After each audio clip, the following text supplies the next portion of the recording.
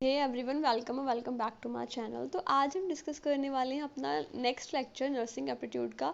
आज मैं आपको कुछ बहुत इंपॉर्टेंट, बहुत इंटरेस्टिंग से क्वेश्चंस प्रैक्टिस कराने वाली हूँ नर्सिंग एप्टीट्यूड के। अगर आपने अब तक मेरी प्रीवियस वीडियोस को नहीं देखा है तो जाओ जा करके देखो। पूरी प्लेलिस्ट मैंने कमेंट सेक्शन में पिन कर रखी है। और अगर आपने मेरी जो स्ट्रेटेजी वाली वीडियो थी उसको देखा था, उसको अच्छे से फॉलो करा था, जो मैंने लास्ट 1 मंथ प्लान बताया था आपको बीएससी नर्सिंग के एंट्रेंस एग्जाम्स को क्रैक करने के लिए, तो आज मैं उसका सेकंड आपका जो एपिसोड है वो अपलोड करूँगी, जिसमें आपको मैं बताऊंगी कि लास्ट 15 डेज की आपकी स्ट्रैटेजी क्या होनी चाहिए, किस तरीके से आपने प्लानिंग करनी, क्या क्या आपने अब रिवाइज करना है, किस चीज़ों को आपने बिल्कुल नहीं करना है, कंप्लीटली अवॉइड करना है, ताकि आपका श्योर एक सिलेक्शन आप ले लो। तो प्लीज़ उस वीडियो को भी देख लेना, मैं आज शाम तक उसको अपलोड कर दूंगी। तो बिना टाइम वेस्ट किए आइए हम स्टार्ट करते हैं अपनी वीडियो। तो सबसे पहले हमारा जो फर्स्ट क्वेश्चन है वो है, the word nurse is rendered from Latin word nutrix which refers the actual meaning of nourish. तो देखो क्वेश्चन कैसे बन सकता है। ये बहुत फेमस क्वेश्चन है कि आपका जो टर्म नर्स है वो कहाँ से लिया गया है। ठीक है, तो आपको पता होना चाहिए लैटिन वर्ड न्यूट्रिक्स से लिया गया है, जिसका मीनिंग क्या होता था, नरिश। ठीक है, तो आपसे क्वेश्चन आ सकता है कि एक वर्ड कहाँ से लिया गया है और दूसरा कि उसका मीनिंग क्या होता था। उसका मीनिंग होता था नरिश। ठीक है, जो अभी भी है। नर्स टर्म को जो मीनिंग होता है वो है नरिश। अब नरिश क्यों बोला गया, क्योंकि जो हमारी नर्सिंग प्रोफेशन है उसमें हम सिर्फ पेशेंट को मेडिसिन उसको मतलब देना, उसकी हेल्प करना, इतना ही नहीं करते। हम उसको पूरी कंप्लीट उसकी हेल्प करते हैं, उसको फिजिकली, मेंटली, इमोशनली, सोशली पूरा अच्छे से रिहेबिलिटेट करने में। ठीक है, नेक्स्ट क्वेश्चन है हमारा, the first school of nursing was established bye.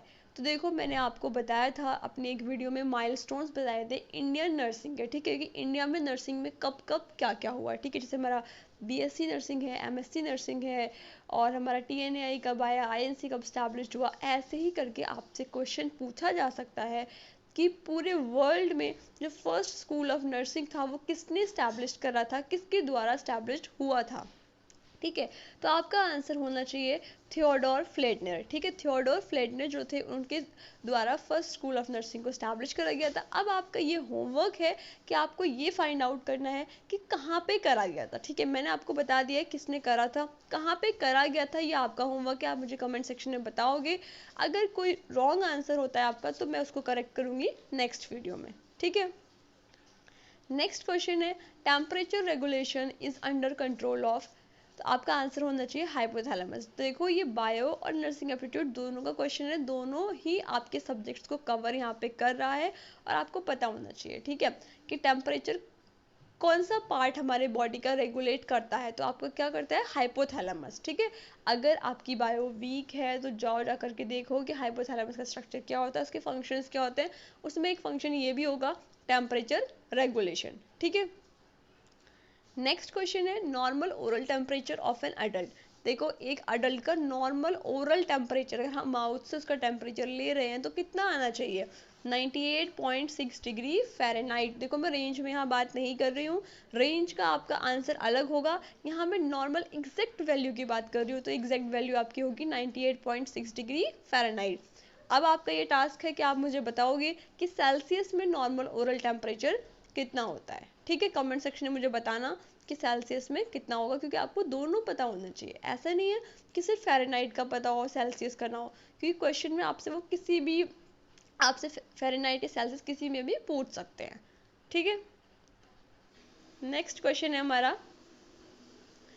Next question है हमारा, the primary source of heat in the body. अब देखो बॉडी में हमारी हीट जो एक रेगुलेशन प्रोसेस है वो बहुत अच्छे से चलती है।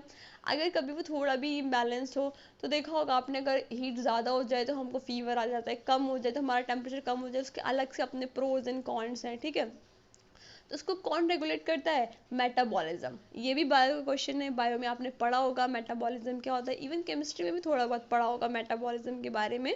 अगर नहीं पढ़ा है तो जाओ जा करके वहाँ देख लो कि मेटाबॉलिज्म क्या होता है। तो प्राइमरी सोर्स क्या आपके हीट का बॉडी में मेटाबॉलिज्म है, ये एक नर्सिंग एप्टीट्यूड का भी क्वेश्चन आपका बनता है। नेक्स्ट क्वेश्चन है हाइपोक्सिया। अब यहाँ मैंने एक टर्म दे दिया हाइपोक्सिया। तो देखो हाइपर का मतलब होता है ज्यादा, जो हमारा हाइपर वर्ड होता है उसका मतलब होता है ज्यादा, हाइपो का मतलब होता है कम। ठीक है, जहां भी हाइपो लग गया वहां मतलब है कम। ऑक्सिया मतलब ऑक्सीजन। ठीक है। तो यहाँ पे क्या पता चल रहा है हमको कि यहाँ पे ऑक्सीजन की कमी हो रही है, लेकिन कहाँ पे हो रही है, टिश्यूज में हो रही है, ठीक है। हाइपोक्सिया है तो lack of oxygen in tissues.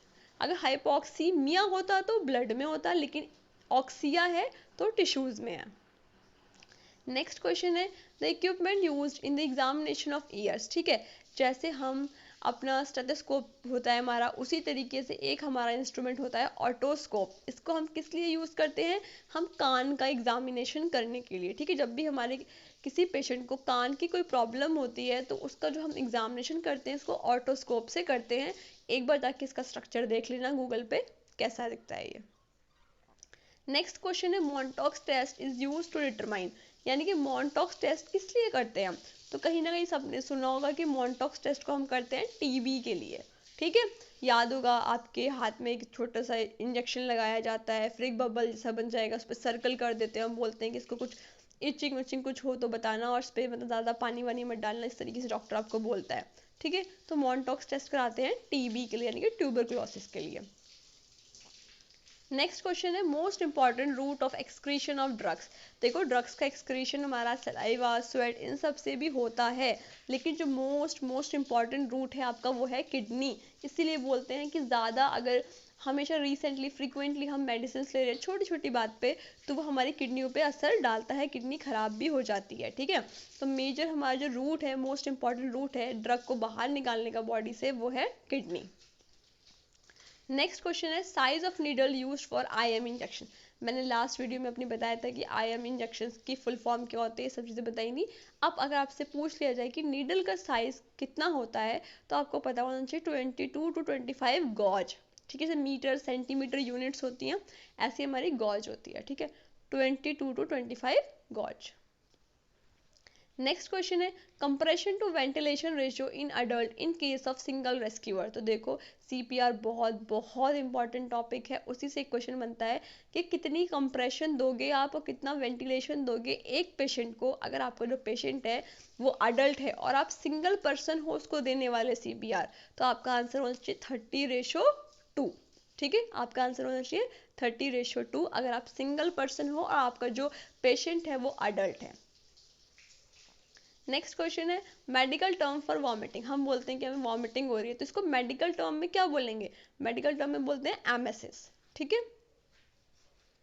Next question है normal pH of urine is in the range of. अगर आपसे पूछ लिया जाए कि यूरिन की जो नॉर्मल पीएच है वो कितनी होती है, तो आपको पता होना चाहिए 4.5 to 8.0। ये आपका बायो का भी एक क्वेश्चन है। नेक्स्ट क्वेश्चन है in hospital waste management which coloured plastic bag is not used, यानी कि आपको मैंने बीएमडब्ल्यू पढ़ाया था तो उसमें मैंने बताया था कि किस किस कलर के आप बैग्स यूज़ करते हो। तो आपको अगर आपने अच्छे से उस लेक्चर को पढ़ा तो आपको पता होगा कि हम ग्रीन कलर का कोई बैग हमारा बीएमडब्ल्यू में नहीं होता है।